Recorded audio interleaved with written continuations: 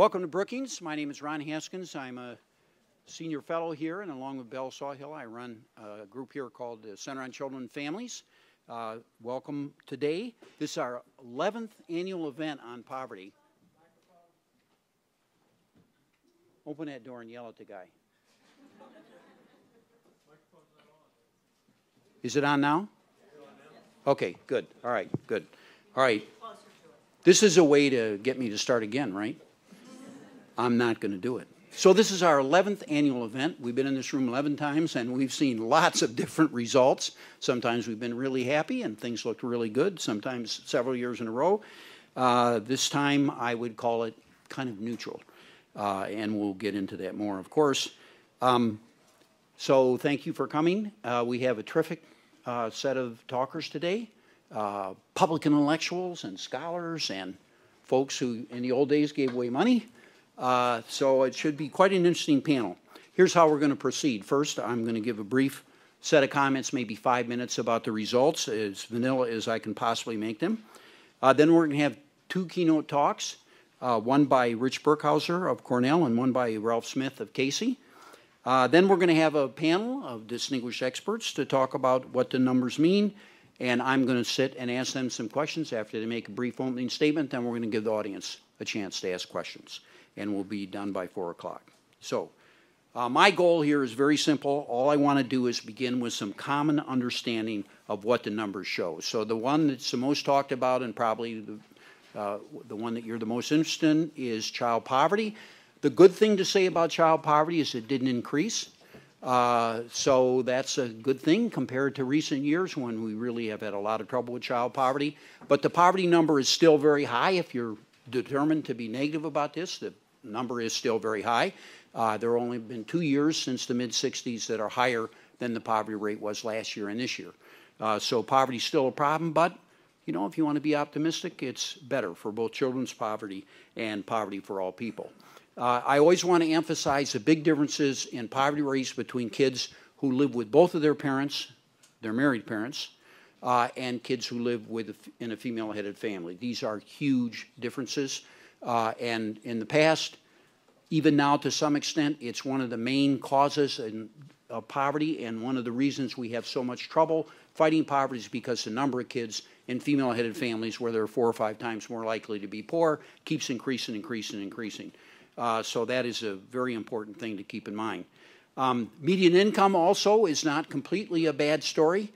Median income is not a good story, but this is, I think, what some economists might predict, that the income is it's going down, and then it's going to level off, and then it's going to go up. And so maybe this is leveling off. It did continue to go down for some groups, but overall income is not a good story, but not a horrible story. I also like to emphasize, this is last year's data. We have one set of data for this year, but I just want to emphasize something that Rich Burkhauser will talk about quite a bit, and maybe some of the other panelists as well. And that is that the picture of poverty that you get from the Census Bureau official poverty rate is flawed in many ways, as everybody knows, and that's why we have a new measure. And by the way, that measure will be out on November 13th. So the Census Bureau is going to do what it did last year, and it's going to publish the supplemental poverty measure again, and they'll do that on November 13th. And that will show what this chart shows. And as you can see, if you look at the mean, if you include a whole set of government benefits, it doesn't have much effect on income. But if you look at the second quintile, so this would be, in the case of single moms, it'd be roughly between $10,000 and $20,000 in income, and then the bottom quintile under $20,000. The solid line is what they get more or less in the state or nature without any government benefits. But if you add the government benefits, their income goes up quite a bit. And this is a very important thing, especially in this town, because we spend a lot of money on means-tested programs. My estimate is we spend at least $1 trillion a year, if you count the state dollars and the federal dollars, on means-tested programs. And they are more or less completely left out of the Census Bureau numbers. So that's a very important story. And the Census Bureau will amend that somewhat on November 13th. And then here, this is the same thing. This is give you a direct measure of how much government programs reduce poverty. These are calculations done by Richard Bevere.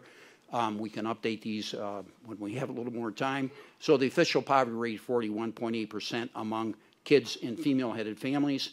But when you expand the definition of income, it goes all the way down to 29%. And this does not include any health benefits, and we're talking $825 billion worth of benefits that are left out of this. So even this number is not complete. And the Census Bureau number will be roughly comparable. You'll see it when the SPM is published next month. The insurance story is also not bad. We've had some rough years in the past with insurance, especially because private insurers, companies, and others have been getting out of the business. And this year it was not so bad. In fact, it actually increased a little bit. I don't think it's a significant increase, but it increased a little bit, and that's for all people and for children. I also think it's notable that we cover 90% of children. My understanding is, I've talked to many people about this, roughly speaking, any child who lives in a family under 200% of poverty is covered by Medicaid, and they're eligible for it. Doesn't mean they get it, but they're eligible for it. So we do have lots of government health coverages. So that's a very quick overview of the Census Bureau data. Well, now we'll have a chance to get into it in more detail, maybe in some cases more detail than you want. But nonetheless, we'll start with Rich Burkhauser, who's a professor at Cornell. He's the Sarah Gibson Blanding Professor of Policy Analysis. I think I'm going to go to a university someday so I can have a title like that, you know. I'd be the Mae West Chair in Public Morality, I think is what I'd like to be. Rich is an economist. He's well known for his research and writing on the effects of disability programs, which we considered in this room a couple of months ago. Unfortunately, Rich was in Australia and couldn't come, but he wrote a very interesting book, controversial. And similarly, his data on income is very controversial because he includes all the benefits, which even more than the Census Bureau does, and does it in a very elaborate and sophisticated way, published in refereed economic journals. So I think it's the truth. And so now to get the real truth, Rich Burkhauser.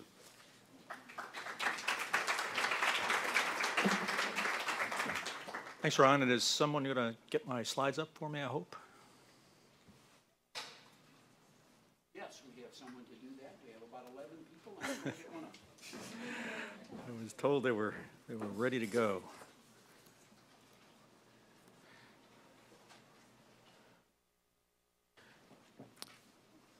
So what I'm going to do is there are three sort of bottom line social success indicators that come out of the March CPS data.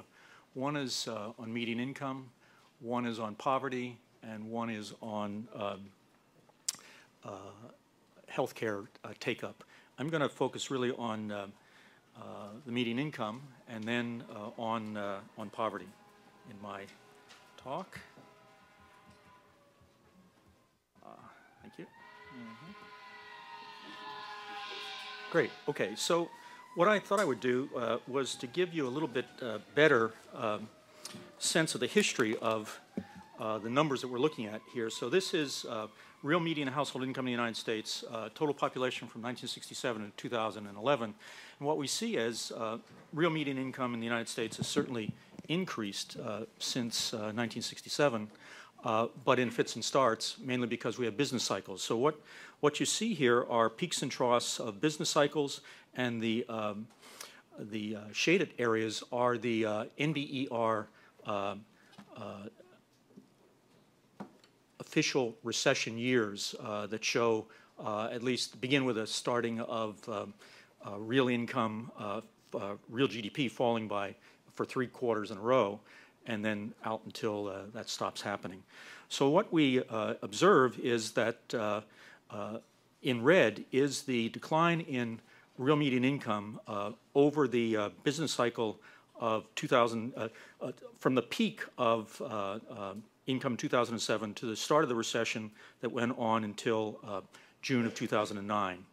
Now, historically, it's the case that median income continues to fall a year or so after the ending of the official recession, and this has been no exception. What's been surprising, however, about this recession versus the others that go back through 1967 is that the fall in real median income in the first year and a half after the end of the Great Recession was actually larger than in any other year on record.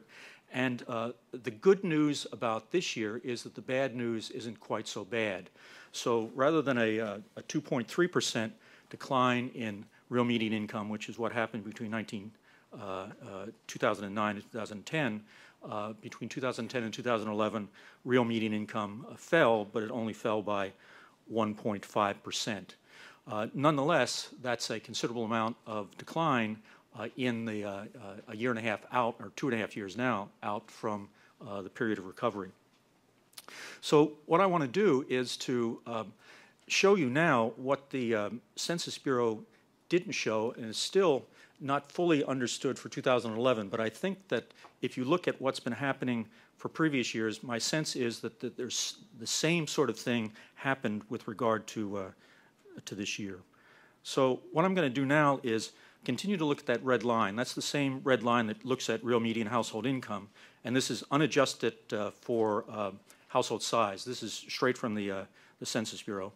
And what I've done is for the years up through 2010, I've given you two other numbers which are subcategories of that pre-tax post-transfer income. So what we have in the official documentation is not disposable income, that is income that you can spend, but rather your pre-tax income, the sum of all private transfers, private sources of income from the marketplace, work and rents and dividends and all that sort of stuff, plus government in-cash transfers. And when you go and look at pre-tax pre-transfer income, that's actually market income. And what you're really seeing when you look at that blue is the major effect on private market income of the Great Recession. So you see that the drop in real market income is much more precipitous between 2007 and 2010 than you would get from looking at the numbers in red that include government transfers. In other words, government transfers mitigated the decline in the income of median income people, and that's the good news. But in fact, the news is, so for 2011, what we've had is a drop of $777 in that red. What we don't know is how much median pre-tax pre-transfer income dropped. And the Census Bureau hasn't told us this, but we have some clues about that. What we know is good news now. In 2011, there was an increase in employment of about 900,000 jobs, but more importantly, there was an increase in full-time, full-year jobs of 2.7 million. So what that says is we're beginning finally to see recovery in the private sector. It's very slow, and it's primarily happened in switching from part-time jobs to full-time jobs for people. So the number of jobs increased only 900,000, but the number of full-time jobs, 2.6 million. So the bad news is that the stimulus package has not really had a major effect on job growth yet, and the private sector is still in serious decline, although the decline is less than it has been in the past. But the green line shows that the stimulus actually has mattered in terms of lowering the effects of the decline in market income on the median household. And that green line includes the effect of government transfers and, of taxation. And what we see is that most of the stimulus that went to households in the United States didn't come in direct transfers like unemployment insurance or Social Security benefits. It really came in lowering the total taxes paid by taxpayers and giving tax credits to lower income people. And so much so that if you actually look at that green line, even though it's below pre-tax post-transfer income, because now we're figuring taxes, because taxes were lessened, the actual drop from 2007 to 2010, and my guess is also in 2011, is nowhere near as much as the drop that you would see in pre-tax post-transfer income, and much less than what you would see in market income. And that's true whether you do it unadjusted or you do it in, I think, a more appropriate way and look at size-adjusted income. The same is true. But here is sort of an interesting factoid, and it depends. I'm going to look and see what my time is here. I've got 10 minutes. what you see is, if you look at that green line, it says that the median household was a net payer of taxes versus receiver of transfers. That's why that green line is below the blue line all the way through until 2008, 2009. In 2009 and 2010, the median household income is actually getting more from the government that they're paying in. Now, the problem with that is that's great in the short run, but in the long run, the reason that the monies are there to provide this kind of short-run stimulus is because we've borrowed and run up major deficits. So the issue is, in the longer run, unless we have substantial economic growth, we're going to be in serious trouble. And that's the bad news about the bad news not being so bad. We should be seeing much better news by now. When you do size adjusted, it turns out that the median household income is neutral. They pay as much in taxes as they get in benefits for that period. Okay, so let me turn to poverty. The poverty numbers are better in the sense that poverty didn't rise, and that's very good news. But it didn't fall very much either. It fell insignificantly from 15.1% to 15%. So it's still at the highest level that we've seen post-1967, except in 2 years, where it's just slightly higher. So poverty numbers haven't declined very much. Well, again, the good news is that the poverty measure doesn't capture all of the resources available to low-income people. And just as middle-income people, the median income person is actually, for the most part, better off because of government transfers and taxes. That's also true of low-income people. So let me show you numbers, and I'm going to make the same point that Ron did, that I only have the numbers for 2010. My sense is that things won't have dramatically changed, that if you look at the bottom quintile and look at the mean household income of the bottom quintile, you see that it's actually pretty low, and is always low. In 2007, the peak year of the last business cycle, it was around $4,000. It's dropped to below $3,000, and it's possible that their market income has increased slightly, and that may be the reason why the poverty rates haven't risen even more. And so part of these jobs that have been created at lower job skills, which is what the low-income people have. And a part of the signal that may be happening is, even though full-time employment is increased, the actual median earnings of full-time workers has actually fallen. And what's that suggesting is that these jobs, these full-time jobs, are at lower salary rates than in the past. Okay, so if you look at the first slide, it's pre-tax, its market income is the blue slide. If you go up to the red, you see pre-tax post-transfer income, and you see that for low-income people, it appears that their not only the market income has declined, but so has their pre-tax post-transfer income. And those are the straight numbers if you don't take into consideration taxes. But in fact, taxes, low-income people get positive taxes through the earned income tax credit and also through the stimulus, which gave tax credits. So you see the green line really offsets that decline in pre-tax post-transfer income once you include the effects of taxation. But even more so when you start counting where the major source of increase in disposable income for low-income people is in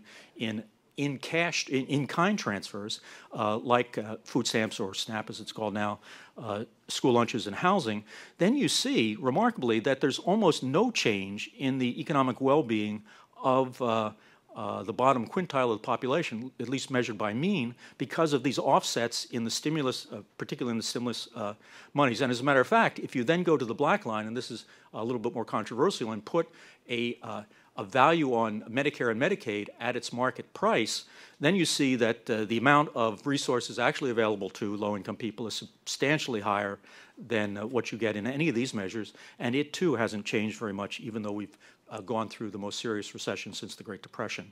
And these numbers for the second quintile are also show that we're not fully capturing what's going on. If you look at the pre-tax post-transfer income of those in the second quintile, the mean value, they had a precipitous drop in their market income. That's the blue line, but it is almost fully mitigated by post-tax post-transfer income, and even more so when we include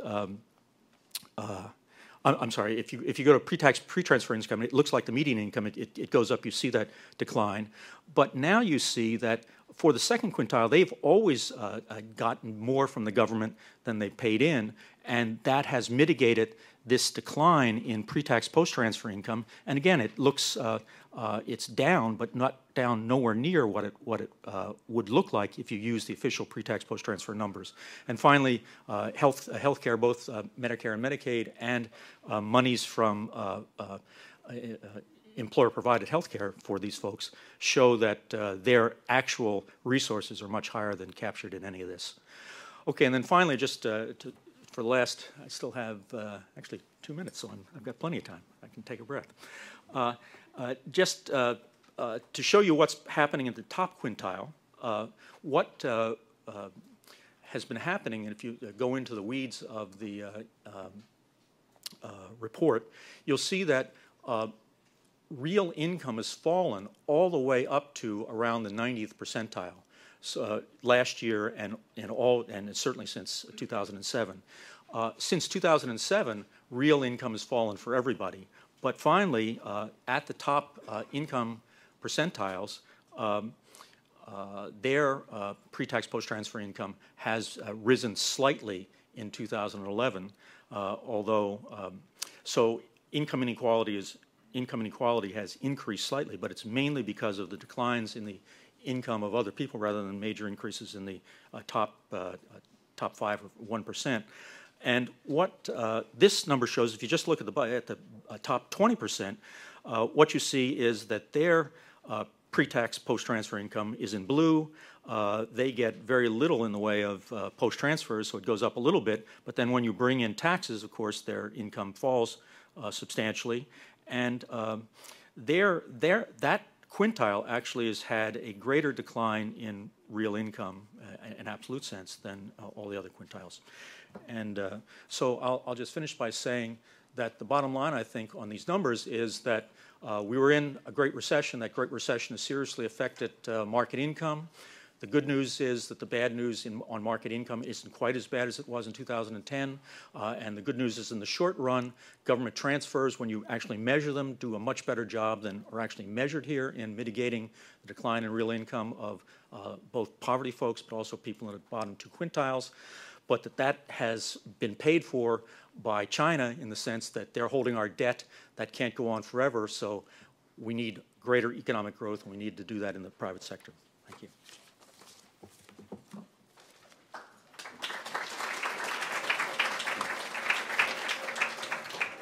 Thank you very much. I appreciate that. So, Ralph Smith.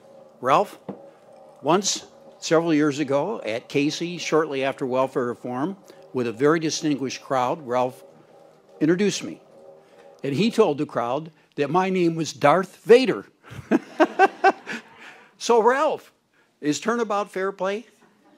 Ralph is someone influential at Casey, and I work at Casey, so turnabout is definitely not fair play. So here comes a really worthwhile introduction, Ralph. He's a senior vice president at Annie Casey, and more importantly, I think he would say this, he's the director of the campaign for grade level reading. A couple of weeks ago, we had an event here at Brookings that focused on some of his work and had a number of the people that have been working with him. He's a former professor of law at the University of Pennsylvania, so it's great that anybody would stop being a lawyer and become, you know, kind of a child interested in children's development. There are about 3 of those in the country. He's former chief of staff in the Philadelphia school system, and I think it's fair to say for the last decade or so that Ralph has been one of the most influential people in the world of foundations, and that is a very big world. So, Ralph, thank you for coming to Brookings.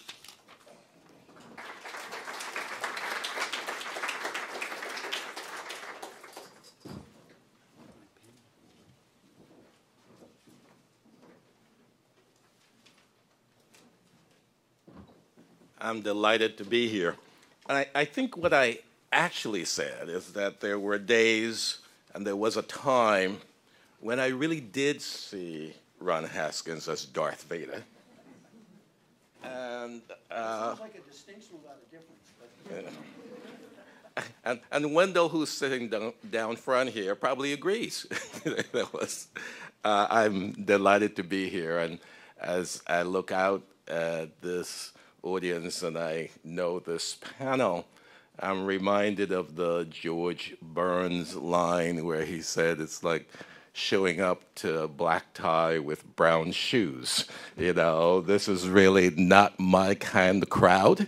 And I must admit my trepidation when I realized that I had said yes to Ron out of a surplus of appreciation for the hard work he had done on the event we had here several weeks ago. Ron, sensing the moment, called up and said, well, Ralph, will you be a presenter?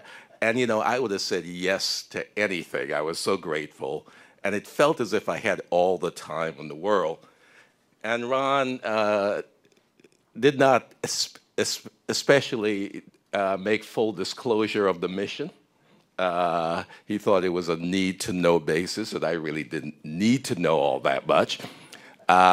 He managed to mumble that there would be a co-presenter, but didn't really tell me who that would be. And by the time I sort of paid enough attention to it, I was well over my head and too embarrassed to say, Ron, find somebody else.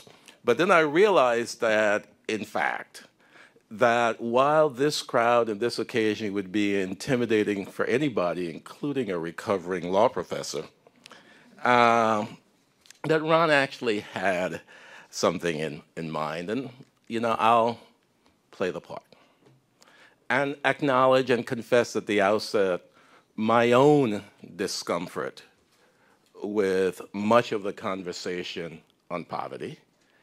And I mean no disrespect to the folks in the audience, that there's an antiseptic quality about the conversation.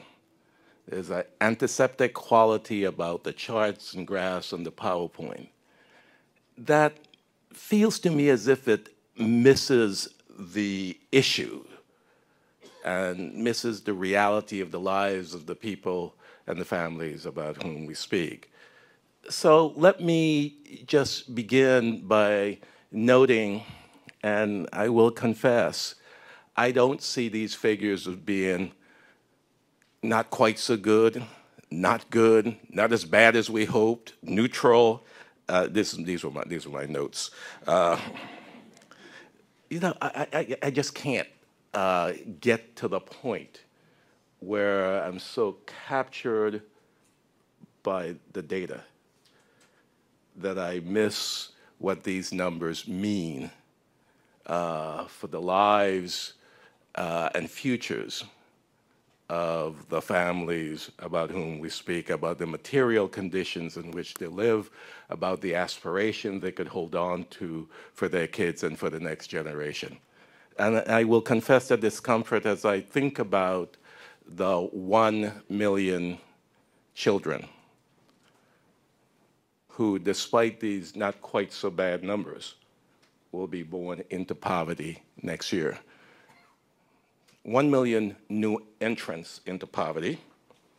And what we can predict now and what we can certify on the day they're born is that more than 50% of them will spend half their childhoods in poverty. 29% of them will live in high poverty communities. 10% of them will be born low birth weight, a key indicator of cognitive delays and problems in school. Only 60% of them will have access to health care that meets the criteria for having a medical home. By age 3, fewer than 75% of them will be in good or excellent health, and they'll be 3 times more likely than their more affluent peers to have elevated blood lead levels. More than 50% of them will not be enrolled in preschool programs, and by the time they enter kindergarten, most of them will test 12 to 14 months below the national norms in language and pre-reading skills. Nearly 50% of them will start first grade already 2 years behind their peers. During the early grades, these children are more likely to miss more than 20 days of school every year, starting with kindergarten, and that record of chronic absence will be 3 times that of their peers. When tested in 4th grade, 80% of these children will score below proficient in reading and math. We know now that 22% of them will not graduate from high school, and that number rises to 32% for those who spend more than half of their childhood in poverty.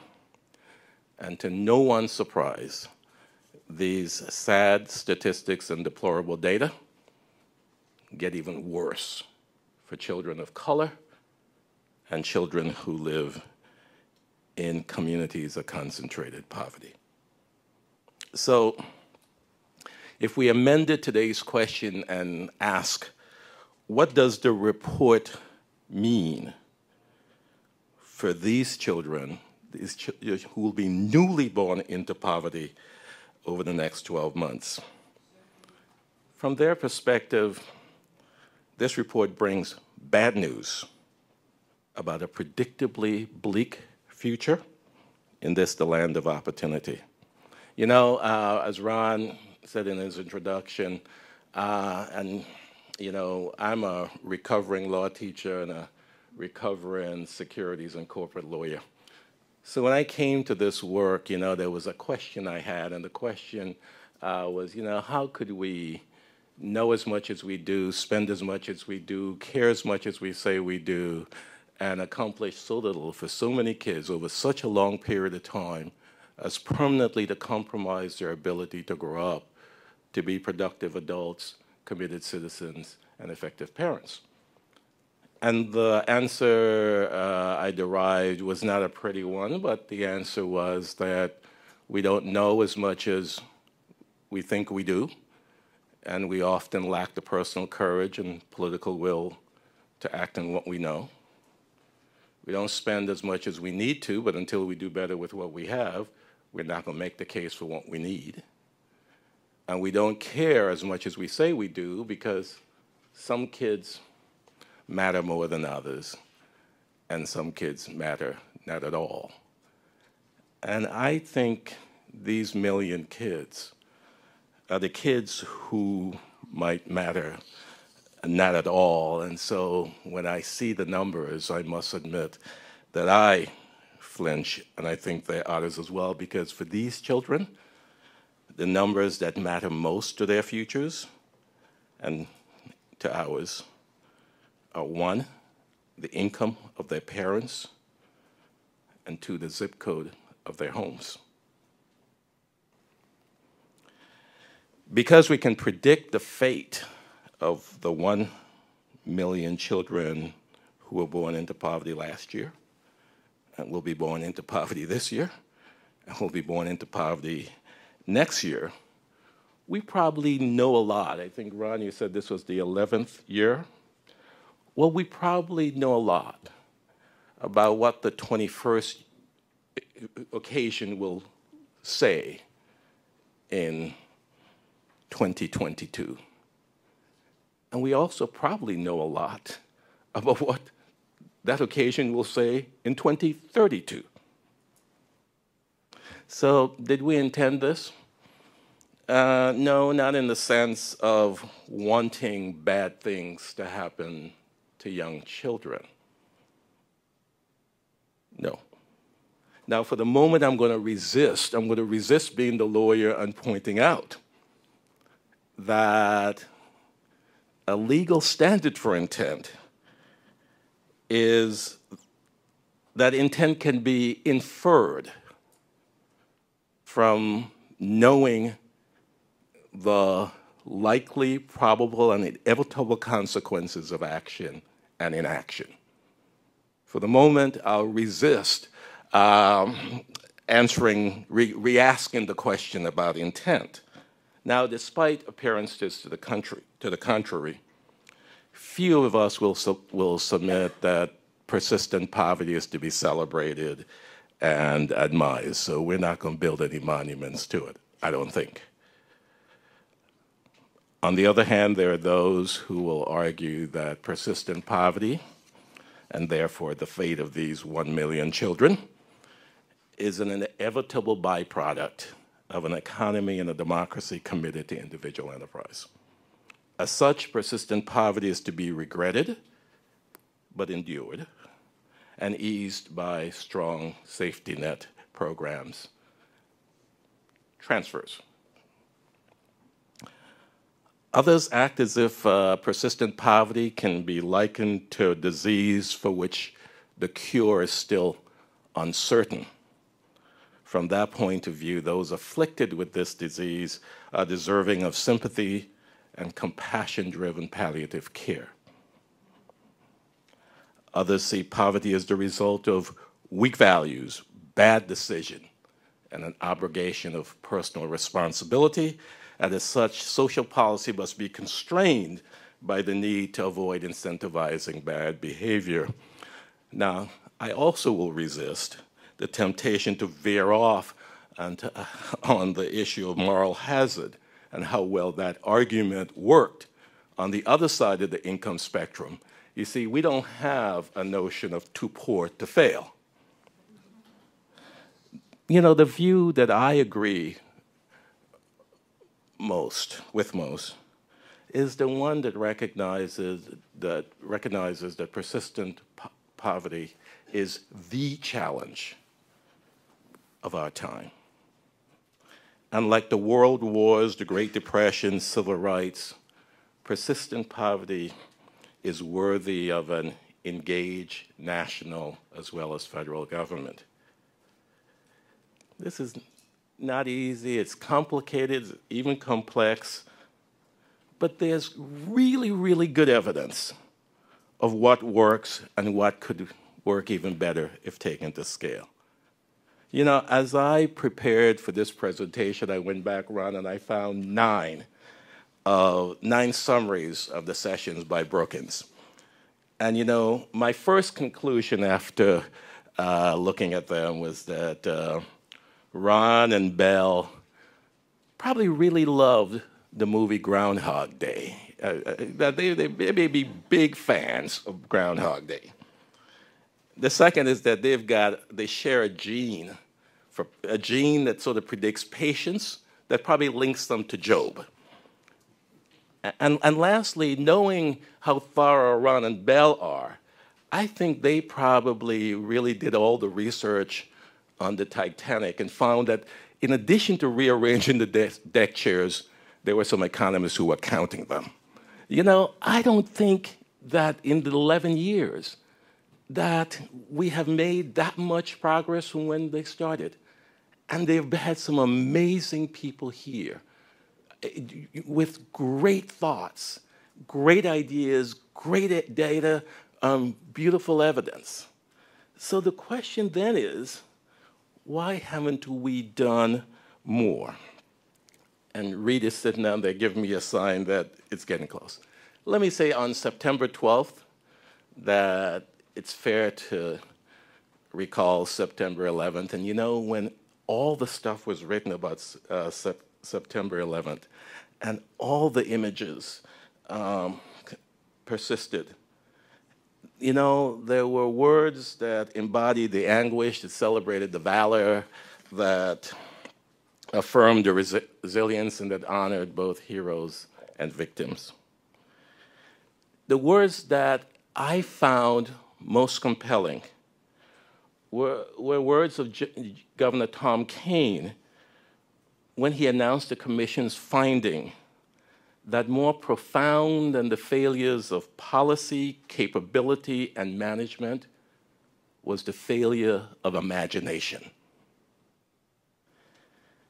We don't know all we need to know, but we know enough to do better than we've done. And even more profound than this matter will when we come to persistent poverty is the issue of imagination. Let me ask you, imagine what would it take if next year at this session that the report was obscured by a robust policy debate as to what the country ought to do about persistent poverty.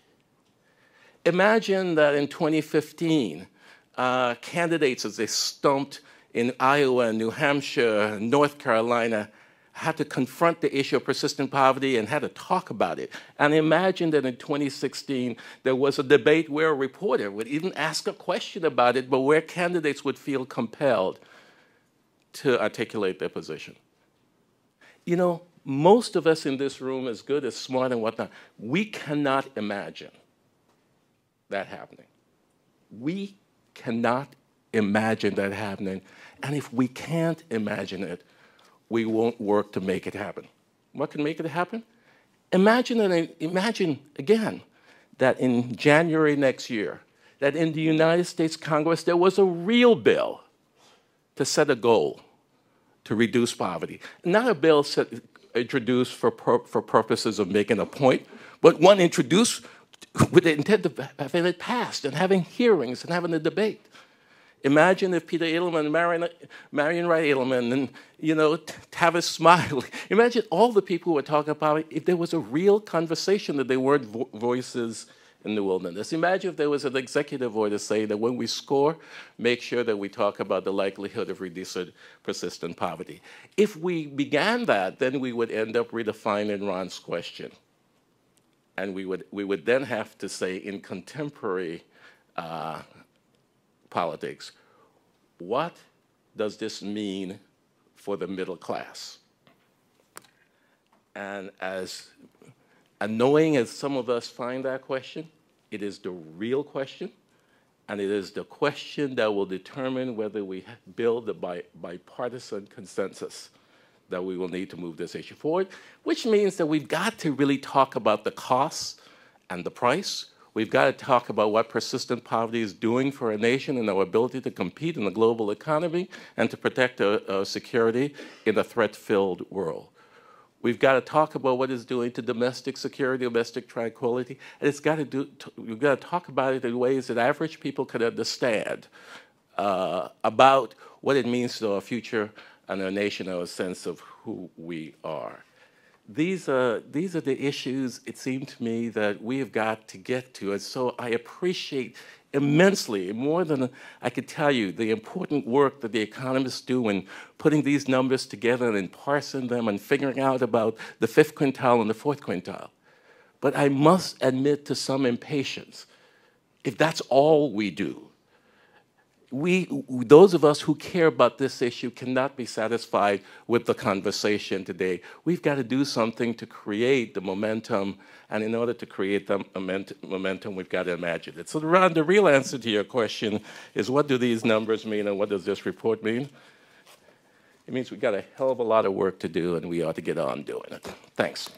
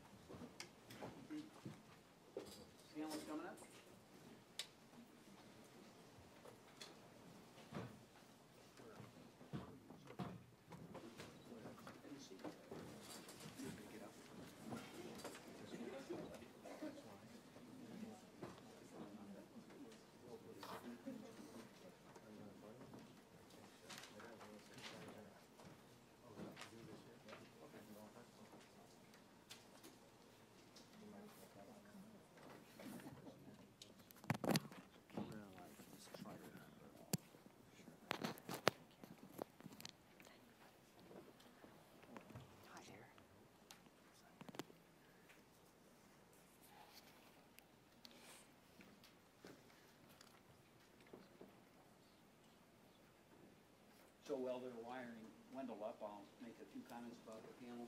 Wendell, is that thing shocked you yet? I took all the rubber off the outside. That's not working. So a very distinguished panel. I'll bet you a nickel they don't give answers that satisfy Ralph, but we'll see about that. I think I'll call on Ralph when they get all done and ask him for his solution. So let me begin with Isabel Sawhill, my colleague from Brookings. She's the co-director of the Center on Children and Families. I easily consider one of the nation's leading experts on economic mobility and inequality, but she writes about almost everything having to do with social policy, so Belle Sawhill will go first. Then we'll have Gary Burtless. I have a lifelong friend named Gary Billings, and every time I'm tempted to call him Gary Billings. He's a Brookings Senior Fellow, and I think, again, it's very simple to call him one of the top labor economists in the country. He does more work on unemployment. Oh, maybe I better not say that, but he does a lot of work on unemployment at Brookings. And if you look at the Brookings website, every time that the unemployment report comes out, you'll learn a lot by reading his blogs. And he's written long scholarly papers about unemployment. Ralph might have the same question about the unemployment numbers. What are you going to do about them? But it's great to have Gary on the panel. He's been on our panel before at this session, and it makes a lot of sense when he talks about policy. Kay Heimowitz is the William E. Simon Fellow at the Manhattan Institute. She's what I would call a public intellectual. She writes about marriage, writes about childhood issues. Oh, you don't like that term? No, I do. Oh, good. Okay, good. She writes about poverty. Her most recent book, I love this, is called Manning Up: How the Rise of Women is Turning Men into Boys. I think we may have her back to discuss that here at Brookings with a power structure all male, or not all male, but just about. And then finally, Wendell Primus. Wendell's an economist. He's been on the Hill. I think he got his first job on the Hill just after the end of World War II. No, it was two, I'm quite sure. Look at him, he looks so young. It couldn't be one. He was with the Ways and Means Committee for many years, and we worked together. I use the word together somewhat in a misleading fashion. He's expert virtually on everything having to do with the Ways and Means Committee, and everything having to do with the Ways and Means Committee is everything. And finally, he's the scourge of Republicans and conservatives. So Wendell Primus will have the final word. Belle Sawhill. Well, let me begin by thanking my esteemed co-director, a.k.a. Darth Vader. And Ralph, I sometimes think of him as Darth Vader as well. And I did resonate to your thought that maybe some of what we economists do, or we analysts do, is way too antiseptic. And so I'm going to talk briefly about three issues. First of all, the longer-term picture here on poverty. Secondly, who it is that's suffering most from poverty right now. And thirdly, what government policy might look like going forward in 7 minutes. So, or less. So, on the long-term trends, I think what's most bothersome to me is that despite the fact that the poverty line has not, the official measure or benchmark has not been adjusted since it was first created back in the 1960s, other than for inflation, and therefore, as a benchmark, has not kept up with the growth of standards of living since, and therefore is much further below the average person's income than it ever was before. Despite that, we now have poverty rates that are higher by 3 or 4 percentage points than they were in the 1970s, 30, 40 years ago. So that's kind of shocking. And when you think about why would that be, I think in part it's because of growing income inequality. There are more people at the bottom and more people at the top. And in the report that the Census Bureau released today, you can track what's happening to each income quintile. And you can see that the share of total income going to the people at the bottom is gotten smaller over the years, and the proportion going to the people at the top has gotten bigger, and I think we all know that we have more inequality than we used to. And if I had time, I would go into all of the reasons why we think we have more income inequality, but I think I don't have a lot of time for that. Now, the second simple point I want to make is about who's affected. As Ralph said, there are big differences by race. Ron showed there are big differences by marital status. There are big differences between adults and kids. The difference I really want to just underscore is that all of the increase in poverty, not just recently, but on these long-term trends, has been amongst working-age Americans and their children. If you look at poverty rates amongst the elderly, they have come down not only dramatically, but continuously. I think Social Security benefits have played a big role in that. We know that from some other research. But my point is that right now, at least as we currently measure the rates, and I understand there's some issues about how we measure this, and the Census Bureau's work to redefine the poverty measure may change this, but, and we don't have time to get into that whole debate, but right now the poverty rate amongst the elderly is way, way lower than it is amongst working age Americans. I mention that because as part of the budget debates going forward, we're going to have a big discussion about the three big entitlement programs that mainly serve the elderly: Social Security, Medicare, and Medicaid. And those programs are growing so rapidly, mainly because of increased health care costs, that they are crowding out spending on working age Americans and their children, and crowding out programs that serve low-income Americans, and that's going to get much worse before it gets better. Now, as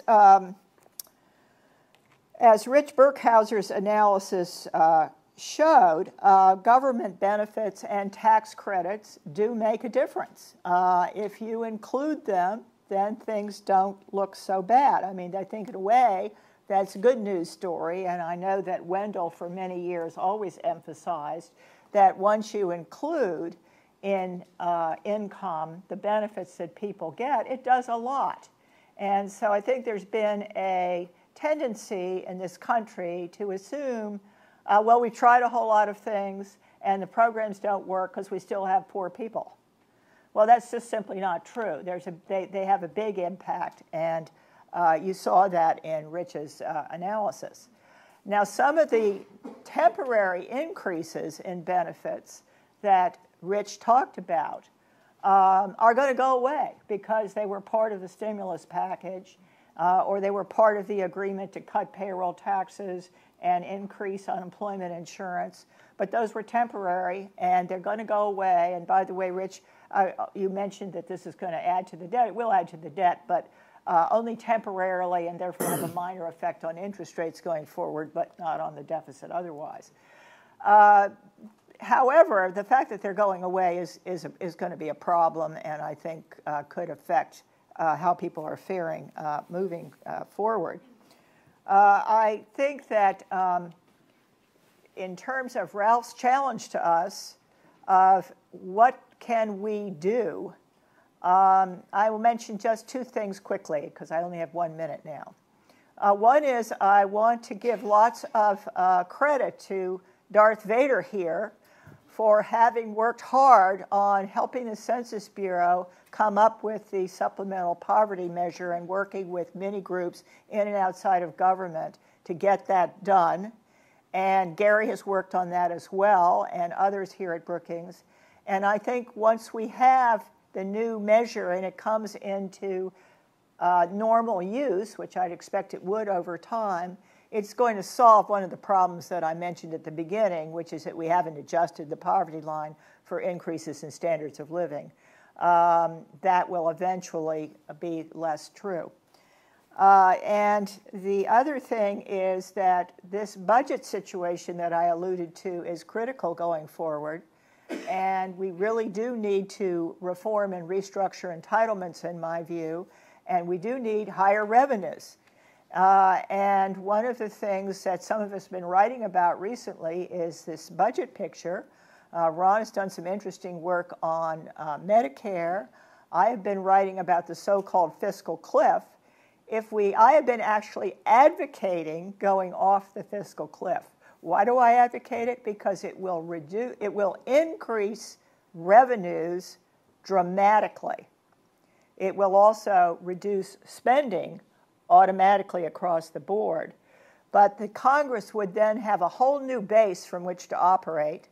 With higher revenues, they could still afford to cut taxes some and still have revenues be much higher than they are now. And with lower spending, they would have an opportunity to plus up the programs that we think are, Ralph and I think are important, and probably Wendell as well, and maybe not some of the others. So I'll stop there because I'm out of time. Thank you. Gary Burles. Well, Bell talked about the long term. I want to talk about the short term. The official poverty rate edged down last year by 1/10 of a point. That's not a statistically significant amount, but it probably suggests that in the current business cycle, we've already seen the peak poverty rate. How did the poverty rate changes in this past recession compare with those of earlier post-war recessions? Is there anybody who's handling this, these pictures? Guess not. Well, geez, I can't talk anymore.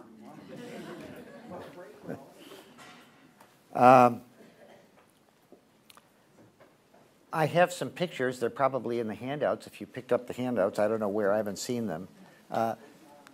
One way that we measure how severe a recession is the unemployment rate of people who are between 25 and 54 years old. It's not affected by the entry of the baby boom or the exit of the baby boom. It's not affected nearly as much by the age profile of the population.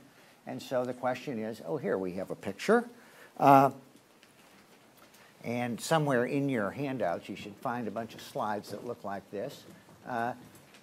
On the horizontal axis of that picture is the jump in the unemployment rate, the prime age unemployment rate over the course from the end of the previous expansion to the worst part of the current, of the downturn.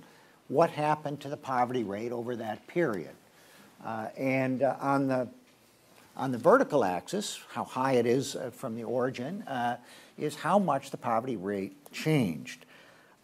Between 2007 and 2010, the annual average unemployment rate for prime-aged Americans jumped almost 5 percentage points. And that is the worst, that's the worst post-war recession we had. The other points on the chart show the other business cycles since 1969. And the dotted line in there, that red line, shows you what the average relationship is between the two. And as you can see, the most recent business cycle saw a somewhat smaller jump in the poverty rate than we have seen in view of the change in the unemployment rate in the previous, in most of the other 5 recessions. The recessions in the early 1980s and the early 1990s generated bigger increases in the poverty rate, given how much they drove up the unemployment rate.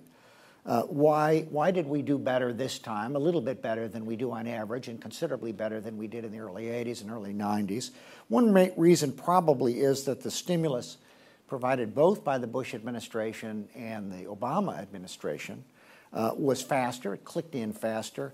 It was considerably bigger than the norm. We've never had 99 weeks of unemployment benefits, and unlike the other benefits that Rich talked about, unemployment benefits do indeed get included in this measure of money income that is the basis for determining who's poor and who's not poor in today's report.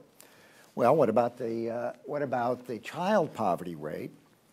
There's a stronger relationship between the child poverty rate and the prime age unemployment rate than there is with the overall unemployment rate. Almost every youngster has a working age parent, and a lot of them are younger than average adults, and those younger than average adults often are very adversely affected by a bad job market. But as you can see, the child poverty rate also didn't rise as much as one would have predicted, given how severe the recession was.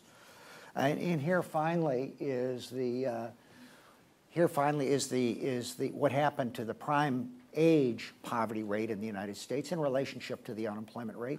Again, we're pretty close to the historical pattern over most of the post-war period.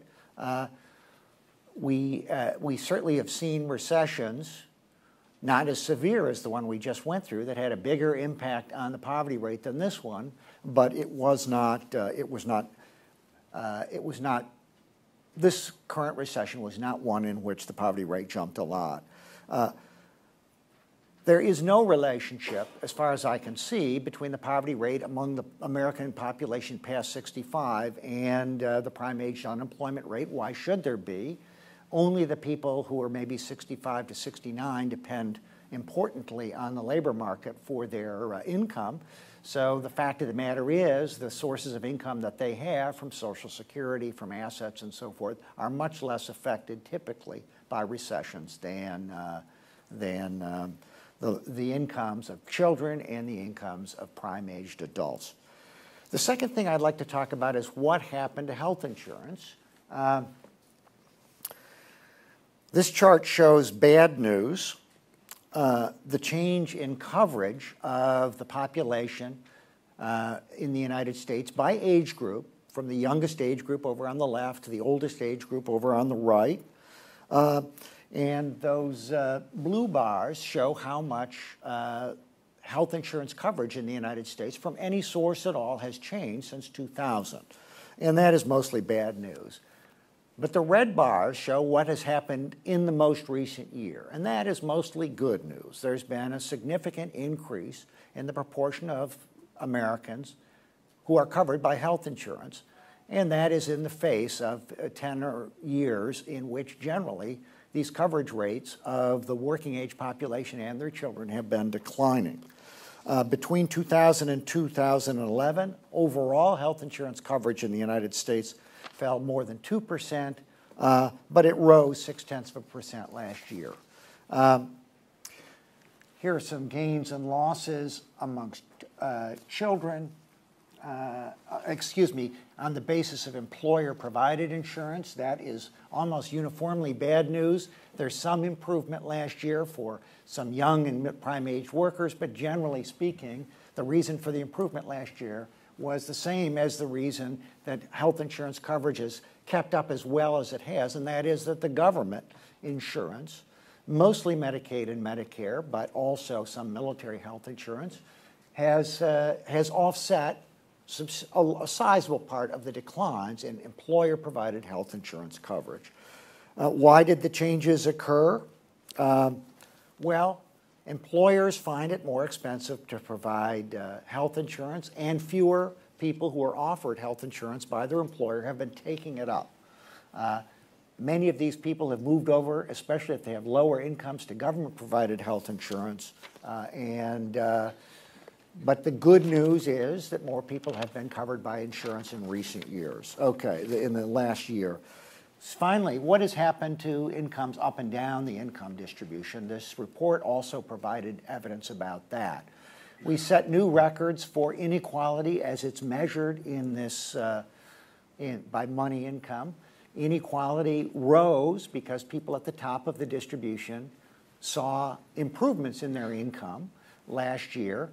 Other lower income Americans saw continued declines in their incomes. I think the reason for this mainly is that business incomes, business profits have improved. The stock market reflects a very real improvement in the profitability of American businesses, and people who derive an important chunk of their income from these business income sources are going to see better incomes, and that means that people at the top have fared better in the last couple of years than people who depend on wages and employment for income, because those improvements have been either slow or non-existent. Gary, thank you. Kay Heimowitz. I was a little surprised when I walked in here to see so many people, because judging from my Twitter feed, everybody is much more interested in the iPhone 5 than they are in the new poverty numbers, but so that's very good to see. I think that Darth Vader over here invited me because he needed a family values conservative on this panel for balance. Need to have the balance. I always find that a little amusing as a agnostic Jewish New Yorker who's a registered Democrat, but such is the way of politics, I don't pretend to understand it. I want to talk also, as Ralph Smith did, about persistent poverty, particularly as it keeps going over generations. I want to really focus on the children of poverty and why it is that we, the United States, seems to do so badly in bringing those children out of poverty. And my position, not surprisingly, will be that in order to change significantly that route out of poverty, we are going to have to significantly increase the number and percentage of stable two-parent families. Now, sometimes people who are big family nuts like me are accused of seeing the family as a panacea or marriage, as it's usually talked about just as marriage, but I'm really talking in a way more generally about stable environments for children, which often translates into marriage. People are we're often described as seeing marriage as a panacea. I don't see it as a panacea. I think there are a lot of other things that have to happen, but I do see it as a sine qua non. That is, without this, it will not happen. Now, most people are aware, and Ron reminded us before, of the huge gap, marriage gap, between poor kids, or rather the likelihood that if you grow up poor, you are in a single-parent family. The numbers that he showed, and I think came out today, were that about 8.8% of children in married families, couple families, are poor. That's compared to 40.9% of children in single-parent families. The 1 million children who are born into poverty next year, almost 3/4 of them will be born to a single mother. Now, the common response to this is, well, okay, single mothers are less educated. Indeed, they are lower skilled. They're already poorer. There are no men to marry. So really, what is it telling us about this? The problem is that when we talk about single-parent families, we're really talking about instability. There's an awful lot of work now by the Fragile Families Network, a lot of research telling us a little bit more about the quality of life for children born into poverty. And what you find, one of the things you find, and it's a very important fact that I think people were not aware of before the Fragile Families, the persistence of what they call multi-partner fertility.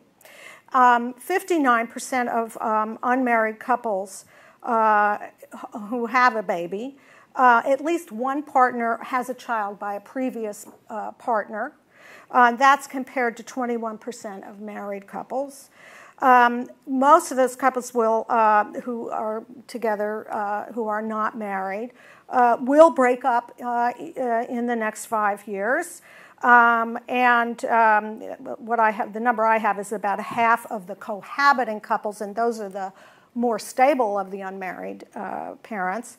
About half of the cohabiting couples will split by 5. Their child is 5, as opposed to 18% is married.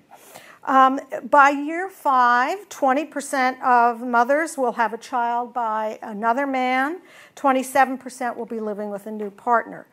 The dads tend to disappear more when the mother of their child has a new partner. This is understandable. And the quality of co-parenting tends to decline. Now, these transitions are really cost big time for children. They increase behavior problems, and some people have calculated even that they may even have an effect on cognitive achievement. The boys are hit especially hard, and this is also information that I think is just beginning to appear. There's a growing body of evidence that boys who grow up with single mothers, particularly low-income single mothers, have a particularly hard time with what are known as non-cognitive skills. Those are the skills of self-control, perseverance, attentiveness, and so on and so forth. If I can just read or give you these findings from a paper by Bertrand and Pan, the gender gap for externalizing problems, that is for disturbing the classroom, impulsivity, fighting, is twice as large for single mothers, for children of single mothers, as it is for children, boys, I'm sorry. No, let me go back. The gender gap is 2 times as large for the children of single mothers as married mothers. Same or something similar with suspension, school suspension, quite a bit higher when it's boys of single mothers as opposed to married mothers. So what happens then is that we're seeing the children who are being raised in single-parent families and suffering the ill effects of these transitions, these changes, and a kind of lack of stability. At the very historical moment that these children are in need of more education, more training, and more planning in order to get ahead. I think of this as a kind of perfect storm in an ironic sense. That is, we have the collision of an economy that requires more and more education and the growth of single-parent homes where there is less likelihood that those children will do well in school.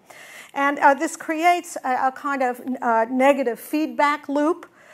Poorer children are growing up in an environment where they not only have fewer investments from parents because there's only one parent, but they have a great deal of instability, and this reduces their chance of succeeding in school, particularly boys. This was true before the recession, and I suspect it will continue to be true after the recession. Thank you. Wendell Primus. Well, thank you, Ron. In the office of the Democratic leader, we kind of celebrate straight-shooting former Republican staffers. So yesterday we put out a myth-buster about what a lot of Republicans were saying about the recent waiver regulation that came out of HHS. So we appreciate Ron in the leader's office. Well, thank you for that recommendation. There goes my last Republican friend. Trying to make you famous, Ron.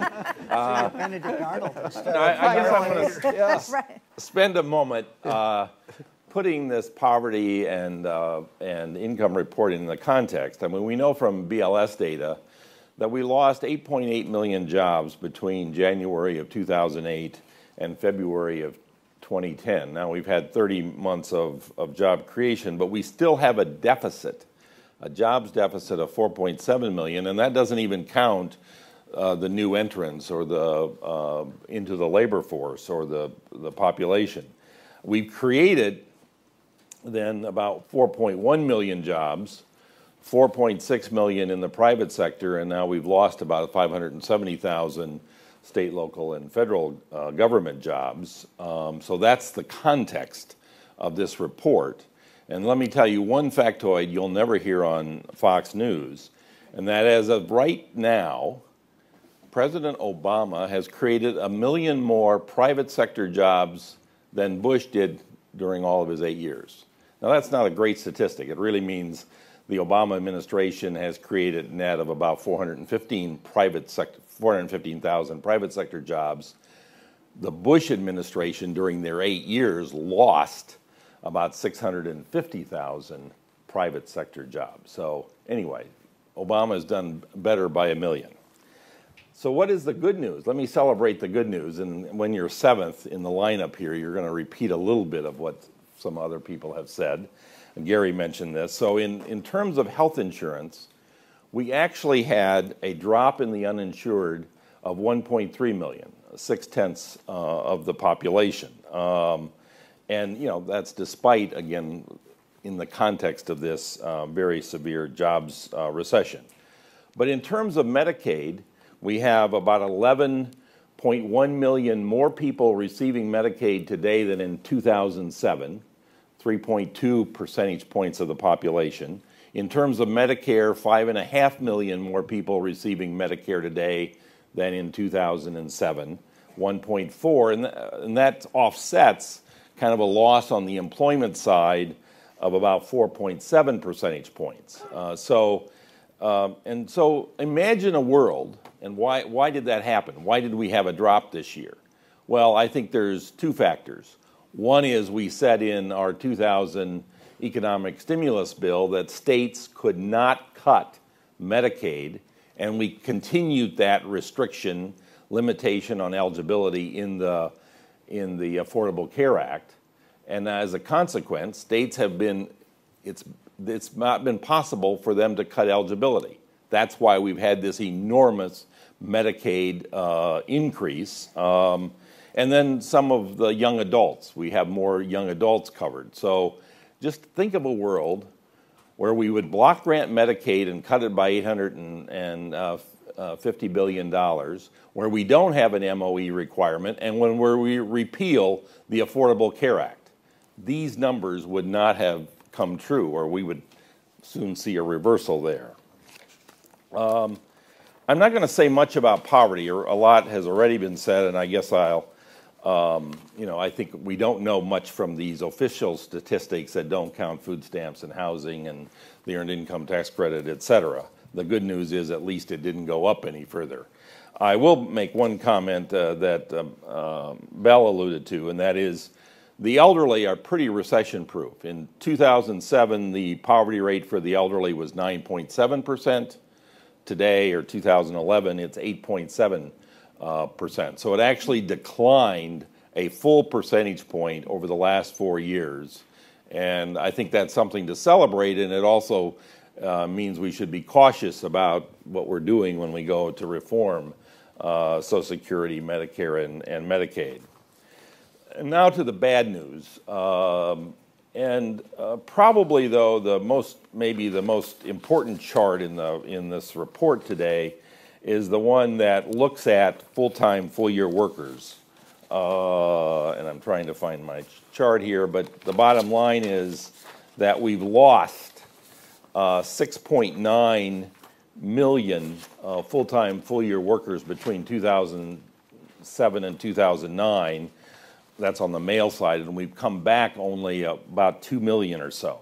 So we're still down 5 million full-year full-time workers, and that's why my bosses on the Hill have been saying we need to do something more with respect to jobs, and we have had no jobs whatsoever of any significant creation bills in the last 2 years. On the female side, we lost about 2.4 million full-year full-time jobs, and we've come back about 500,000. And then in terms of, I'll just reemphasize something Gary did, then in terms of what's happened to income at various slices in the income distribution, the bottom and the middle has lost about 8% since 2007, and the top still has some losses, but they're much, much smaller.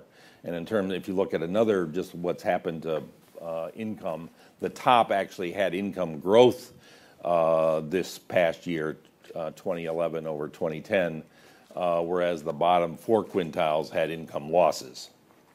If you look at a little longer period of time, 1999 to 2001, the bottom was losing 14% of income, the middle was losing 9%. And in the last economic cycle, I just want to bring back a fact again that we've known, and that is that was the first time since World War II that median income did not recover fully compared to its pre-recession high.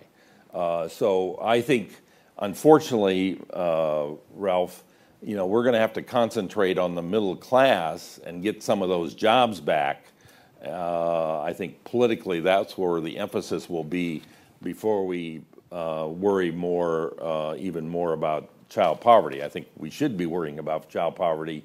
I think maybe we got to work on education and things like that. But I really think these numbers demonstrate what my bosses have been saying. We need a jobs bill more than anything else.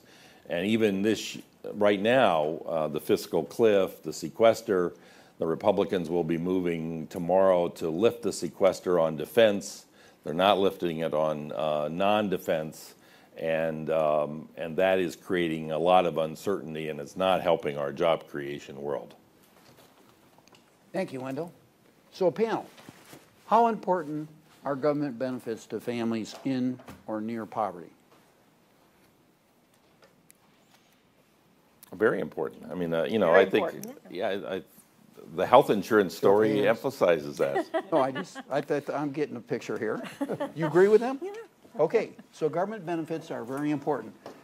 And we're running these huge deficits. We're now spending, that's unbelievable. We're now spending over $1 trillion if you include both federal and state money on means-tested benefits. And we're going to cut spending for sure. Does anybody doubt that? So my point is, this government impact on poverty is likely to go the wrong way in the years ahead. Is that correct? I said that, especially if we... Well, that's how I learned it, Belle. No, I said I'm agreeing with you, so yeah. All right, so... Yeah, but I would say there's going to be a big difference in terms of how the election goes, in terms of Oh, how I'm much. shocked that you would say that. Yeah, I know you Are are. you right? saying that the Democrats would preserve the benefits at the bottom? They're more likely to do that than if someone else is in charge. And you don't support the block grants. Okay, we already gathered that one. All right. But it could be more than just a little bit of cut. It could be some really, really serious cuts. Well, if we had a block grant in food stamps and in Medicaid, there are going to be some big cuts, right? Well, just look at the Ryan budget versus the OMB Obama budget. I mean, that tells the story. Your point is that the Ryan balances more quickly than the president's I'm budget? saying it cuts a lot more. Yeah. All right. So now, Here's where I, Okay. on your question, here's where I disagree a little bit with Wendell. And that is that he says, and I understand this argument because many people make it, one of the reasons the poverty rate is so low amongst the elderly and hasn't been, obviously it's been recession proof, is because they do get Social Security benefits especially, and that's true. On the other hand, if you look at the poverty rate amongst children, which is around 21, 22%, and you look at the poverty rate amongst the elderly, which is around 8 or 9%, that's a huge difference.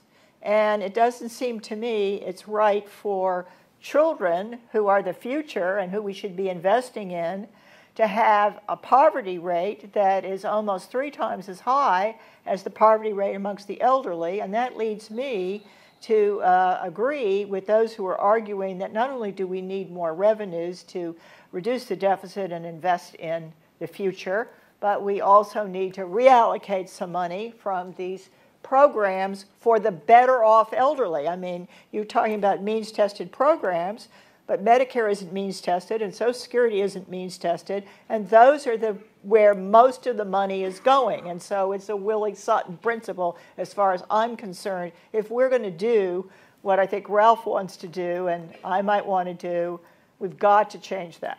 okay. Wendell, you going to defend yourself? Do it quickly. Well, yeah, all I would say to Bell is we don't have to pit the elderly versus the poor. We can do. Keep, I don't think we do. Now, let me explain. You know, there's another argument. I'm old myself, so I don't want in the Affordable Care Act, we did Medicare cost reductions of $716 billion. Oh, we've learned that number, yes. Yes, and, you know, the Ryan budget endorsed that number. The Romney budget would undo it. So right. There are ways we can lower Medicare cost without changing that poverty number on the elderly. Yes, premium support. Is that your? No, we're not going okay. to. Clarify that. All right, so, but now back to my point. So we all agree, and I think everybody in the audience probably agrees if you paid attention to the charts and all that, the government benefits are really crucial to the poor. They would be a lot worse off without government benefits, and government benefits are going the wrong way. The future is not great from the perspective of the government rescuing the poor, even to the extent they're doing now, let alone what Ralph wants to do, which is even better. Okay, now let's look at employment. You literally cannot, usually, I've fooled around with this for several years now, it's very difficult to make up a package of benefits that gets of welfare benefits, that gets a family out of poverty. Generally speaking, you can only get out of poverty, a mom, say a single mom and kids, if there's income. Either the mother has to work or she has to live with someone that works and is willing to share their income, okay? Now, the employment picture. Gary, what's your prediction about the employment picture? We're still down, I lost track, millions of jobs. 4.7 million. And maybe not quite as many at the bottom, but what's the picture next year or the year after that? Are we going to have as many jobs as we had before? And by the way, before you answer that, let me point out that we did have a huge increase in employment among never married mothers, who are the most disadvantaged group, and something like 1.5 million moms left welfare, but a total increase in employment of 40%. And as a result of that, child poverty among kids in female-headed families and among black children who live disproportionately in female-headed families reached the lowest level ever because of work. So now we're looking at work. Gary, what's the picture? Well, the economy, I think, has produced very few jobs because of the character of the recession that we had. What happened was that the wealth of American households imploded. It exploded from 1995 up to about 2006 or 2007 because of the twin rise in house prices and people's net worth in their home, and stock bond appreciation.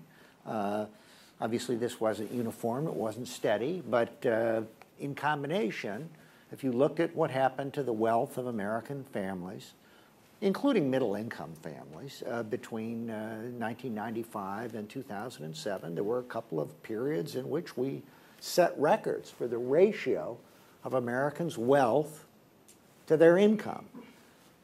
If people have a lot of wealth that someone else has created for them because they own assets that appreciate in value, they don't have to save as much. Consequently, they spend more, and that's exactly what they did. Their spending increased faster. People were optimistic because they just looked at their net worth, and that kept consumption in the United States very, very high. Yes, we had a very bad recession in terms of loss of wealth at the beginning of the last decade, but house prices kept on increasing, and I think that restored a lot of people's confidence. Well, I don't think many people believe that the house prices that the United States had in 2006 or 2007 are going to come back anytime soon, at least in relationship to their income. So American balance sheets were very badly damaged by that implosion of the value of homes. A lot of families are underwater. They're slowly working their way out of it. House prices are slowly beginning to edge up again. I do think over the next 4 years, regardless of who's elected president, and barring some terrible catastrophe in the Middle East or Europe, Libya, people should feel better about their balance sheet and spend more, and I think gradually that will improve things. Businesses in the United States are very healthy at the moment. Their balance sheets are really strong. They're making tons of money. It's been a great recovery if you own a business in the United States. I know that's not what you hear in this campaign, which focuses like a laser beam on small businesses, but big businesses are making profits now that are like they were at the peak of the last economic expansion. So businesses are very healthy. They're not adding to their jobs because they look at American households, they look at the rest of the world, and they say, where are we going to sell this stuff? And they aren't very confident that so they can sell your it. point, though, is that in the medium term, the prospects for lots of new jobs, especially at the bottom, is modest. It's stronger than it's been over the last 3 years. The beginning of this recovery has been very, very weak because American households remain, their wealth has dropped a lot in the last 2 years. So if you had to predict the poverty rate over the next 4 or 5 years, it should decline. a lot or a little? It depends on something I don't know. How fast will improvements in household balance sheets inspire Americans to spend more of their money? Okay, I'm going to say that if you're making bets here, it's going to increase at best at a modest rate, and there aren't going to be the millions of jobs we had during the 1960s and 1990s. I don't think growth of 200,000 to 250,000 jobs a month is an unrealistic possibility.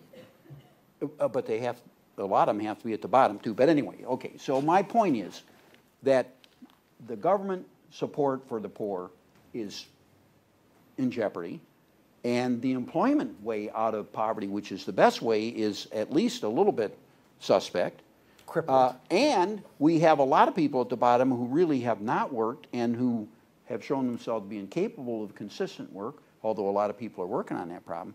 So my point is that we are going to have very high poverty rates for the foreseeable future, no matter how many exciting and moving speeches Ralph Smith gives. Is that right or not?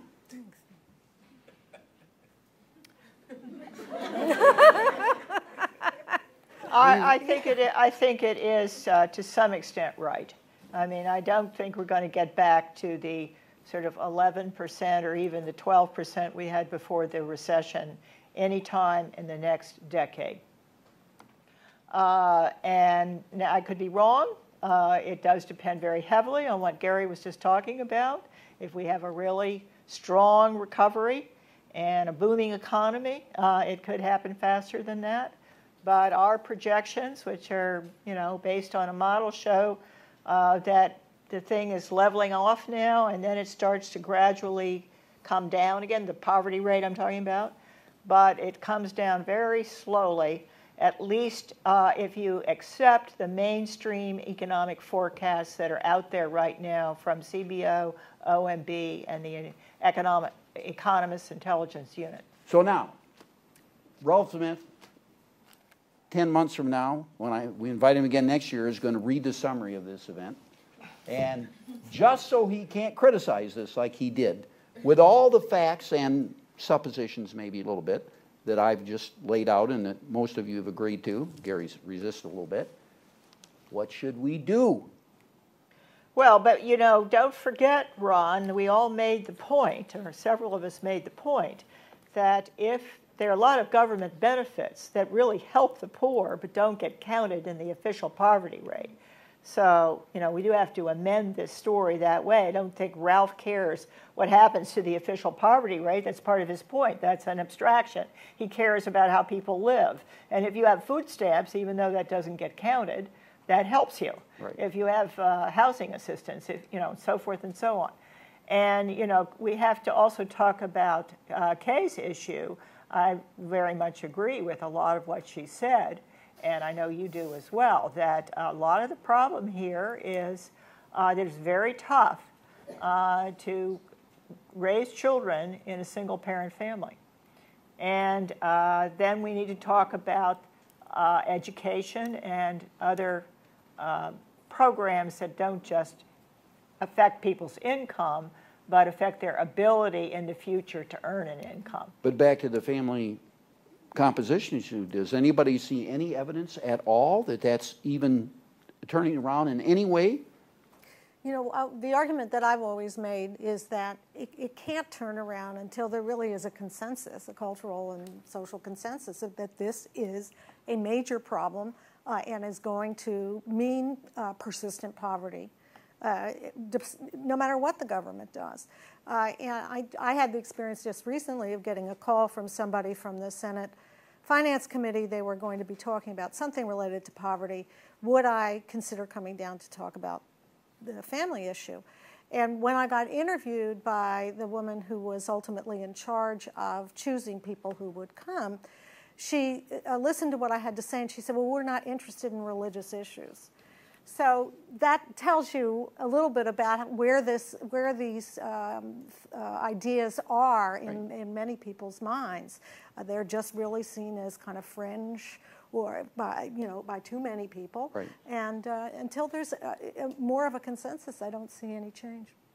Notwithstanding Bell's point, which I certainly agree with, and which I said, you'll find out the picture's not so bleak as we have shown here. I think the future, under any scenario that we have evidence would reduce poverty, is grim. Audience, questions. State your name and ask a question, but don't take too long. Let's start right here on the aisle. Set a good example. Hi, I'm Barbara Cheragino, and my question is, if you want to have more, you're looking at the focus of the problems of single-parent families, since that does involve social issues and religious issues and other things, it would seem to me that more could, at least some more, could be done in just the idea of having public education start at younger ages, because much of the problem of social impact on poor children is that they don't get the stimulation and the education of public school until they're so old that their minds are not as capable of being flexible as they are when they're much younger. Preschool, is this part of the answer? Absolutely. I mean, you know, there are a lot of children already in preschool, but as Ralph pointed out, not enough, and it's the low-income children who need it the most, and they need a high-quality experience. The most recent evaluations of the Head Start program, which is our biggest current program, are that it's not doing what it needs to do. The current administration, to its credit, is really trying hard now to improve the quality of Head Start centers by competing some of the money that goes to those centers. Ron actually knows more about this probably than I do. Do you want to? I'm the moderator, and I'm not going to answer. I want to say something else about early childhood, though, which relates to the to Kay's issue as well, and that is we don't worry enough in this country about the circumstances in which those 1 million children are born into poverty. Why are so many born to single parents who are not yet ready to support them? It's because we have too many, at least one reason, very important reason, is because we have too many unplanned, unintended pregnancies, which eventuate in births, to women who are not yet established in terms of either their relationships with a partner that's, a committed partner, or in terms of their own education and work experience. And if we could have more births that were planned, and if adults would wait until they're really ready to raise a child, it would solve some of this problem that Kay Hey, you want to add something? Yeah, well, I've always been uneasy about the language of when they're ready, because I think there's something kind of vague about that for a lot of our population. I mean, what does it mean you're ready? They feel ready, that's why they're going to have children. So But they say by their own, the data is very clear. True. They say they weren't ready. They say they didn't plan it. They didn't intend it. They do say they didn't plan it, but they also cite a lot of ambivalence about it. Yes, they do. And so the planning issue, I think, is pretty complicated. As for the preschool issue, I'm just a little skeptical about just how far that will take us, only because the programs that I'm aware of that have really made an impact were extremely small model programs from 30 years ago, and they were great. But bringing them to scale, I don't know that we can do that. Next question. Right here. Oh, you have a mic. Hand it right down on. Yeah. Yeah, I'd like to build on that. I mean, I think we keep seeing Will you stand up and single-headed tell us your households. Oh, Sonia Michelle, University of Maryland. We keep seeing single-headed households as a kind of independent variable, that there's something inherently bad in them in their DNA, and I think we're beginning to unpack that a little bit. But in addition to the difficulties and the challenges that single parents face, we also have to look at, most of them are headed by women, we have to look at their income possibilities. I mean, Isabel has done wonderful work on this. We know that there's still, women earn 75% of what men do. We know there's ongoing discrimination. IWPR has done a study that showed that women lost fewer jobs in the recession, but their recovery has been slower. So men have gotten back 45%, I think, of their jobs, and women only 40%. And a lot of those are low-income or part-time jobs. So instead of blaming women and inherently blaming women and blaming single-headed households, let's try to do something to improve them. In addition to child care programs, our after-school programs are lousy. There aren't enough of them. It is certainly possible to invest a whole lot more in preschool than we are doing, and also we had Ms. Heimowitz sort of brushed off the fact that so many men are unavailable to be married for low-income women, but 25% of minority men are in the carceral system one way or the other. So who the heck are they going to marry? No, I don't brush it off. I think that is part of the problem, but the question is how do you ever resolve that when you keep raising a generation after generation of boys who don't have fathers, and you know, it's a chicken and egg kind of problem. You know, to answer your other question about, first of all, I always hesitate about this term blaming women. I mean, we're talking about what seems to work best for kids, and there's so much data at this point that they are going to be better off if they're growing up with their stably married parents. That you know, to then say, well, you can't talk about that because it's blaming women, I think is. The reality is that there are so many single-headed households, and they're not going to go away anytime soon. Absolutely. So we need to help the households that we have instead of the ones we hope to have in the future. All right, but what do we know about how to help them? And the assumption that you have that I don't share is that the government can do that, and I don't see any sign that it can. You know, tell me the programs. Tell me. Next question. Next question. Raise your hand. Okay, there's right there. First, I'm Jim Finucane from Georgetown University. I want to thank the panel for a lot of good information on an important topic. But in terms of resolving it, you know, we're in the middle of an election season, and in terms of both candidates, I've heard an awful lot of references to the middle class, but the word poor and poverty I don't think has come up at all. The other question I have, or point or observation. So what the question there is, why don't the presidential candidates talk about poverty? Indeed, or what can we do to get the issue on the table? The other point, when the description of the talk was the effects of inequality, I thought we were going to at least have some references not to quartiles, but the 1% and the 99%, which the quartiles, I think, hide an awful lot of the discrepancies. You know, the top 20% just covers up what the top 1%. So let's deal first with what do you do to get it on the agenda? How come the presidential candidates don't talk about it? I would point out that it's pretty clear to me anyway that when the political operations of either candidate or administration have tested what goes over well with voters, an anti-poverty or a war on poverty or helping the poor doesn't test well. I'm afraid that's just the case. And it particularly doesn't do well when so many in the middle class are struggling. So the way the Obama administration, for example, talks about it is to say we need to strengthen the middle class and those who aspire to join the middle class. So that is their language for talking about low-income families.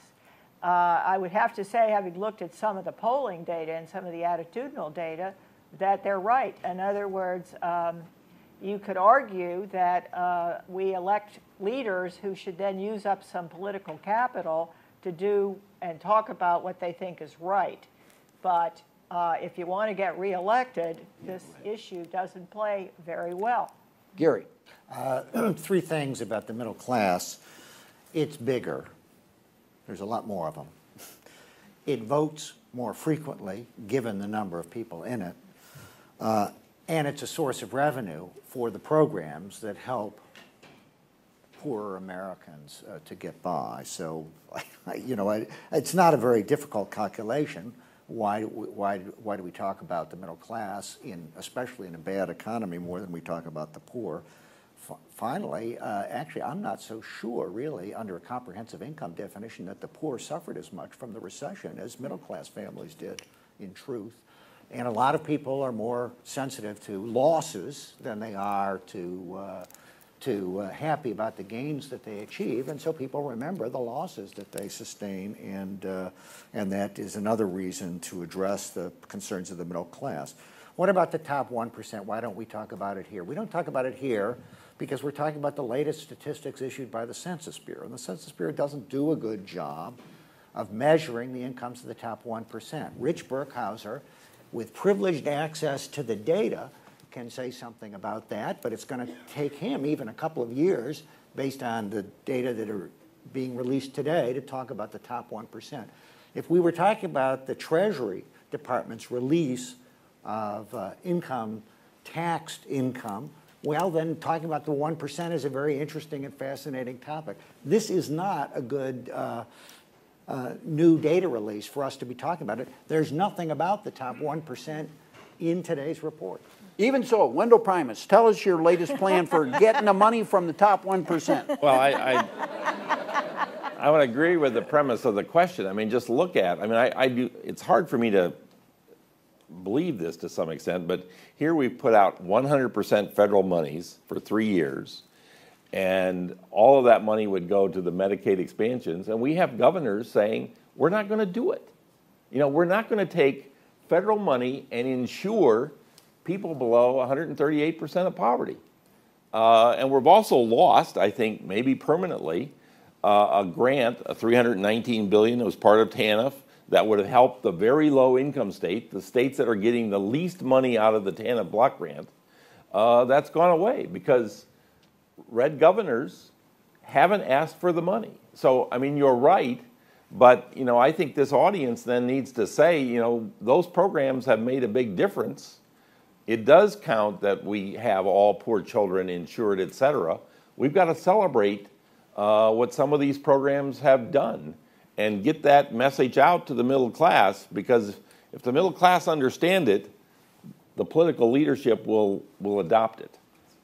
Next question. Yes, right behind you. How come all the questions are right in this one little area? I had a question around the plan. Ann Farley from Delaware.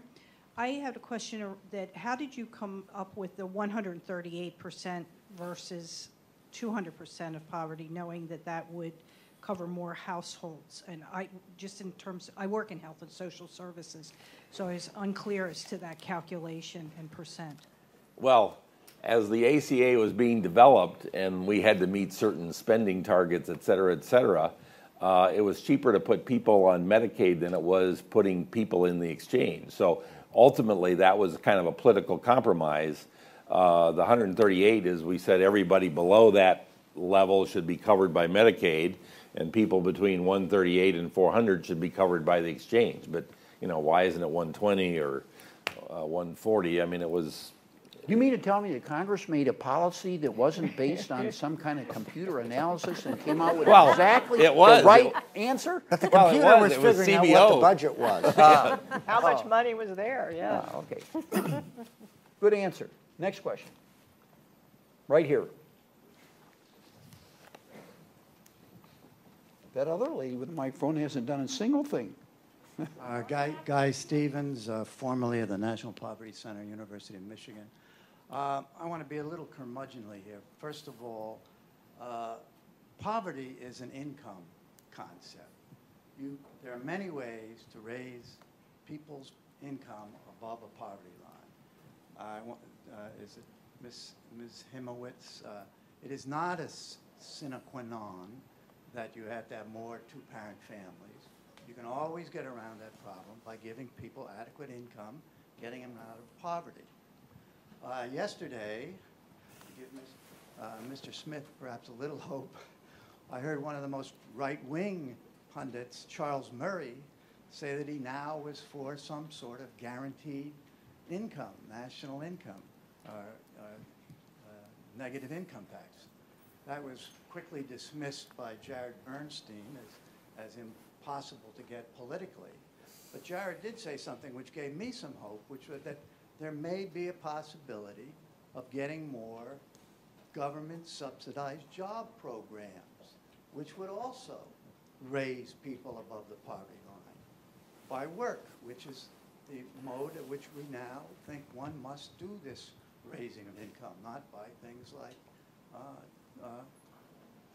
previous to 1996. The question is political feasibility. There are many subsidized job programs that have been attempted under welfare to work, and we can continue on those things, at least at small scale. We've done that already, and we can continue and perhaps build them to scale. Pam, what do you think, subsidized jobs? Well, there was part of that in the Economic Stimulus Act. We had, the TANF emergency assistance. I think the Center on Budget said it created 260,000 jobs. I mean, my answer to the Romney campaign is, if you're really interested. Let me just clarify it a little bit. Yes. I think it's very important. The states were hot to create jobs. Yes. And so they made arrangements, mostly in the private sector, to use government dollars to subsidize jobs in the private sector and thereby create 260,000 jobs. It's the motivation of the states that I think is the real point here, and that supports your position. Right, but the point is that if we're really interested in work, that was one way we did create 260,000. I'll acknowledge the governors are important, and so, I do think, the other thing about this recession, the length of time, or the percent of people who have been unemployed longer than 6 months is double kind of any other previous recession. And, at some point we may have to start thinking about creating a small cadre of public sector jobs, infrastructure, et cetera, and that can be targeted on the low-income mothers as well as the low-income dads. So, Gary, you are a tremendous expert on unemployment, all things to employment. Do you think that, can you imagine that subsidized jobs would really be important and make a dent in the problem? Oh, I think that they could, but the plug was pulled on this in the early 1980s. The heyday in the post-war era of publicly subsidized jobs was the 1970s, basically 1975, I think, to 1980 maybe. It was very tough, I think. There were all kinds of political issues even in those 5 or 6 years. And then when President Reagan was elected, that was basically the end of subsidized jobs. I think a lot of people were surprised that the governors did not use sort of mandatory public jobs more during the era of welfare reform. I mean, Mayor Giuliani did, and he was practically it, I think. It just was never very important, even when states were given the flexibility to use some money for welfare to create these public mandatory jobs. My reading of this is that the public doesn't seem to care one way or another, and politicians have more reasons to oppose this than they'd have to support it, because it creates some difficulties. If you create a public job, people would like that job to be doing something very useful and clearly worthwhile. But if it's useful and clearly worthwhile, then current public employees get a little nervous. You're putting a welfare recipient in to check library books or take care of kids in preschool. Heck, I'm a trained professional. That's threatening my livelihood, and that is, I think, a real problem. I don't know why, with a shortfall at about 9 or 10 million jobs, that's currently how far we are from having full employment in the United States. That's how many jobs we would have to create. I don't know why 2 million of them aren't filled with publicly subsidized jobs, but I have not seen any push for that by Democrats, and certainly not from Republicans either. I would say a better solution is to give some money, to have another stimulus package. It's a dirty word, but the president did put forth one last year. Wendell likes it. And Congress did nothing with it, but that stimulus package, the new stimulus package, not the first one, gave money to state and local governments so they wouldn't have had to lay people off, which they're doing to a fairly well right now. That would have saved a lot of jobs. There were other elements in that package that were oriented towards small business and other parts of the private sector. And there were estimates of how many jobs that would create. And when you have a deficit as large as what Gary just cited, there's no way you're going to fill it with publicly subsidized jobs. You've got to get the private sector going again. You've got to get state and local governments not laying people off. And we just do not have the political ability right now to do that, because one party is totally opposed to it. And that is the last word. Please join me in thanking the panel. And let me